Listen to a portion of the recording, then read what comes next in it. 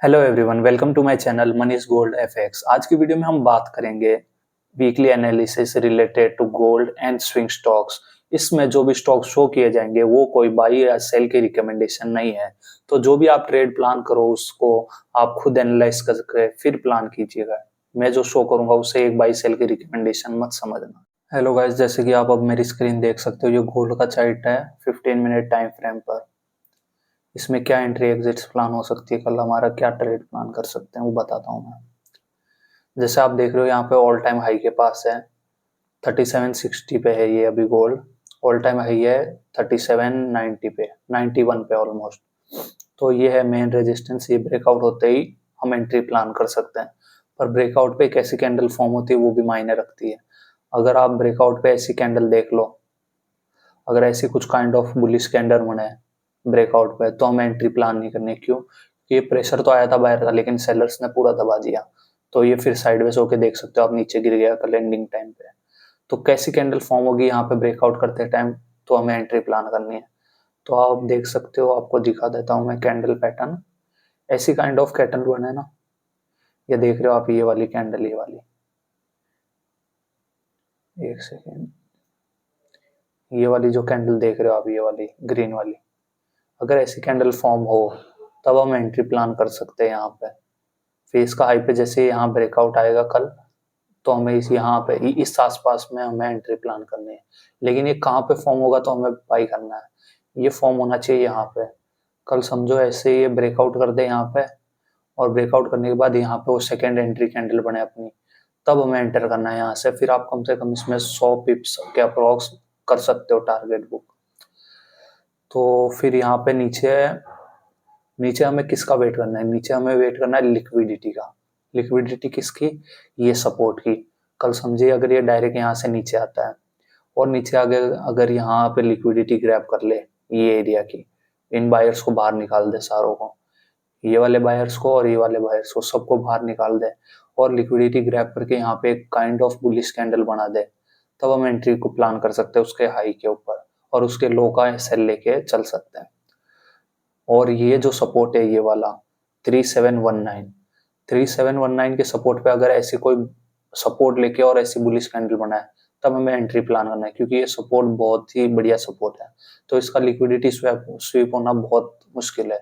अगर यहाँ पे सपोर्ट लेके चढ़े वापस, तब हम एंट्री प्लान कर सकते हैं। तो जैसे मैंने बताया, 3 एंट्री मॉडल बन रहे हैं। एक तो इसका ब्रेकआउट हो यहाँ पे बुलिश कैंडल से, फिर हम एंट्री प्लान कर सकते हैं। और एक यहाँ पे लिक्विडिटी स्वीप हो इस सपोर्ट की, तब एंट्री प्लान कर सकते हैं। और थर्ड, यहाँ पे कोई बुलिश काइंड ऑफ पैटर्न बना के सपोर्ट लेके अगर चढ़े, तब हमें एंट्री प्लान कर सकते हैं। तो ये 3 एंट्री प्लान है इसमें। अब मैं ले चलता हूँ आपको स्विंग ट्रेड्स के। जैसे आप देख सकते हो, ये है स्विंग ट्रेडिंग के, ये एक आदित्य बिरला है। मेरा जो एंट्री ट्रेड्स है वो मैं बाद में दिखाऊंगा आपको, पहले आपको ये बता देता हूँ हमारा क्या एंट्री बन सकती है।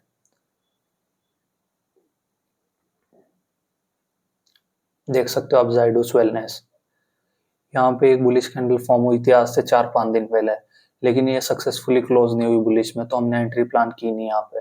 अगर ये इसके ऊपर भी ऐसे यहाँ तक बुलिश कैंडल बना देता, तब हम एंट्री प्लान कर लेते हैं, फिर ये और ऊपर जाता, लेकिन वैसा नहीं हुआ। फिर ये ऊपर जाके यहाँ पे लिक्विडिटी ले ली इसने, इस ऑल टाइम हाई की। अब यहाँ पे कुछ ऐसे स्मॉल कैंडल्स बन रही है। अब समझ लो यहाँ पे ऐसे एक कैंडल यहाँ पे बनने देना बुलिश, जो इसको ब्रेकआउट कर दे। फिर जो सेकंड कैंडल बनेगी ना यहाँ पे कुछ सपोर्ट काइंड ऑफ लेके, हैमर काइंड ऑफ, जैसे ये बनी यहाँ पे, अगर ऐसी कोई कैंडल बनेगी ना बुलिश में, तब हम एंट्री प्लान कर सकते हैं। डायरेक्ट ब्रेकआउट होने, ग्रीन कैंडल ब्रेकआउट कर दे और हम डायरेक्ट एंट्री ले लें, तो गलत होगा, वो रिवर्स भी हो सकती है कैंडल। तो हमें क्या चाहिए? ब्रेकआउट के बाद एक कंफर्मेशन चाहिए कि इस ऑल टाइम हाई का सपोर्ट लेके अब चढ़ रहा है मार्केट। तो अगर वैसे सपोर्ट लेके चढ़े, तब हमें एंट्री प्लान करनी है।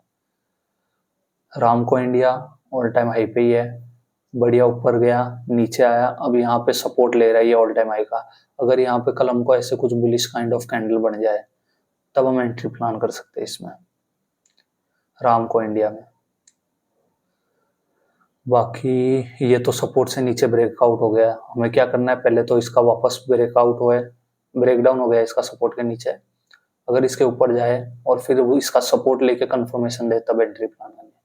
हर ट्रेड में कंफर्मेशन का जरूर वेट करना। कंफर्मेशन का वेट नहीं करोगे तो जो गलती मैंने चैलेट में की है वही गलती आप कर दोगे अपने ट्रेड में। आगे मैं बताऊंगा क्या गलती की है मैंने। मोदीज में तो ये निकल गया, डिलीवरी अभी नीचे है, ये ऊपर चढ़ेगा। पता है आपको, नेटवेब हमसे छूट गया क्योंकि इसने कोई ऐसे वापस आके सपोर्ट काइंड ऑफ लेके वापस नहीं गया ऊपर। तो ये भी एंट्री आपको तो इन दो पे ध्यान रखना है। एक तो ये यहाँ पे ब्रेकआउट करके यहाँ सपोर्ट लेके चढ़े तब हमें इसमें एंट्री प्लान करनी है, और एक राम को इंडिया में कुछ बुलिश काइंड ऑफ पैटर्न दिखे तब। अब ले चलता हूँ आपको मेरे एंट्री स्टॉक्स में, स्विंग ट्रेड्स में। आज इंडिया, कल मार्केट बहुत गिरा तो उसके कारण प्रेशर पड़ा है मार्केट पे बहुत ज्यादा, तो मेरे स्टॉक्स भी काफी नीचे गिरे कल। आज इंडिया कल 0.3% गिरा, लेकिन एक टाइम पे ये भी 3-4% गिर गया था। सिर का 3% डाउन है, 2% पहले गिर गया था। और मेरे ऑल टाइम हाई से कहा, मेरा जो ऑल टाइम हाई था प्रॉफिट का, वहां से 6% गिर गया नीचे, और मुझे बस 4% और चाहिए था वो टाइम पे, 20% हो जाता। 15% के प्रॉफिट से नीचे गिरा वापस। एबी कैपिटल काइंड ऑफ एक बार गया था प्रॉफिट में, कितना परसेंट, ऑलमोस्ट 6% प्रॉफिट में गया, लेकिन अब ब्रेक इवन पे आ गया ये ट्रेड वापस। कल मार्केट काफी गिरा, देख सकते हो आप, 2.6% गिरा कल ये। चैलेट सबसे बड़ी गलती मेरी, मैंने एलटीएफ के स्टॉक बेचे थे, फिर मेरे पास आ गया था फंड, फिर यहाँ पे आप देख सकते हो ब्रेकआउट हुआ, कोई पॉजिटिव ब्रेकआउट नहीं था ये यहाँ पे, बस ये कैंडल थी ना, ये कैंडल हमें लगा ग्रीन बन जाएगी, और ग्रीन भी नहीं बनेगी तो हमको लगा इसका सपोर्ट लेके ये कैंडल बनी है तो ये ऊपर ब्रेकआउट कर सकती है और हमें अच्छा ट्रेड मिल सकता है। वो मिल सकता है, बन सकती है, इस सकती और ऐसे अजम्पशन में हमने गलत ट्रेड प्लान कर लिया। अब गलत ट्रेड प्लान कर लिया, ये ट्रेड हमारा 10% ड्रॉ डाउन में फिलहाल, क्योंकि हमें एग्जिट करने का मौका ही नहीं दिया।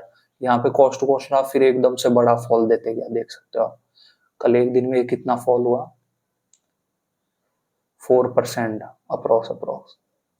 तो देख सकते हो ये ऑलमोस्ट 10% ड्रॉ डाउन में। लेकिन अब ये बात है कि थोड़ा लेट आएगा ऊपर, लेकिन आ जाएगा ये ट्रेड भी। तो चैलेट में हमारी सबसे बड़ी गलती क्या थी, हमने कंफर्मेशन के लिए वेट नहीं किया। और जब आप कंफर्मेशन के लिए वेट नहीं करोगे, पैनिक बाइंग करोगे, जल्दी खरीदोगे एग्रेसिव होके, तो आपका SCSL जाएगा। इसलिए मैंने बोला आपको इन दोनों में भी प्रॉपर कंफर्मेशन हो तब भी एंट्री करना। ये ऑल टाइम हाई स्टॉक्स है, ऑल टाइम हाई का ये रेजिस्टेंस लेके बहुत ज्यादा गिर भी सकते हैं, तो प्रोबेबिलिटी गिरने की भी ज्यादा होती है। अगर ये ब्रेकआउट करके प्रॉपर ऐसे सपोर्ट दिखा के वापस मूव करे ऊपर की साइड, तभी एंट्री प्लान करनी चाहिए हमें। सो यही थे गाइज, ये मेरे एंट्री ट्रेड्स आपको दिखा दिए मैंने, और यहाँ पे आपको स्विंग ट्रेड्स भी दिखा दिए। गोल्ड में भी आपको 3 टाइप की एंट्री बता दी, मैं वापस रिपीट कर देता हूँ।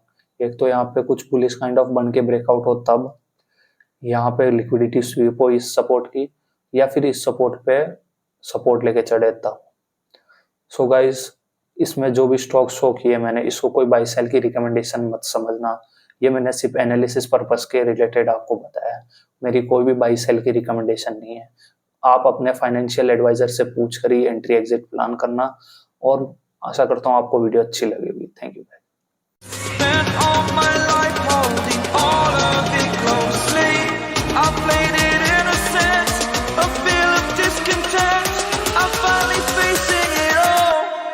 Fearless.